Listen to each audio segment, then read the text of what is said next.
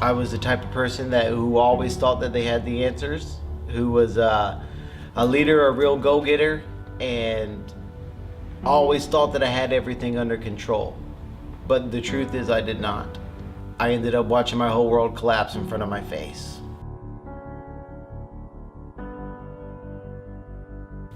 I've struggled with addictions before. I've struggled with alcoholism, struggled with drugs, and anybody that has ever helped me, and they have always told me that I need to intertwine Jesus into my learning and teaching, and I never did.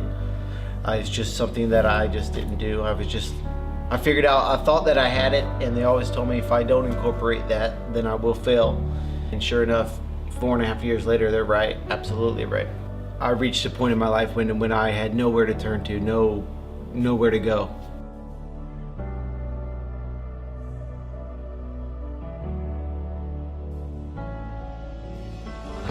And I came in one morning to Potential Church on a Sunday, didn't know anybody, and I listened to the songs that were being sung, and I listened to the teachings that Pastor Troy was on a big screen, and I watched, and I felt a little bit that this is where I need to be, but I didn't know what I was getting into.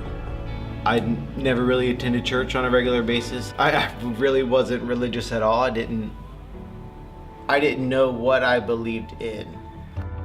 One morning we were praying on campus here, and something happened when something that I was asking for to happen, when all of my fears, everything that I was afraid of, all the giants that I was facing, just everything in my life as my world is crumbling around me, and I knew in that time that was Jesus coming to me and letting me know that He's really there. And from that point in time, I've been only living my life through Him, and I walk confidently now. I was baptized on July 9th, 2017 of this past year with Potential Church. I volunteer my time as much as I possibly can.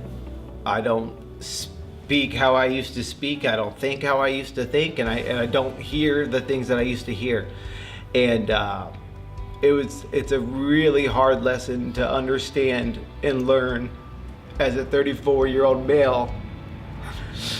But I'm happier now than I've ever been in my entire life. And it doesn't really matter what anybody has to say about it, because I know that I'm loved, and I know that I am here for a reason.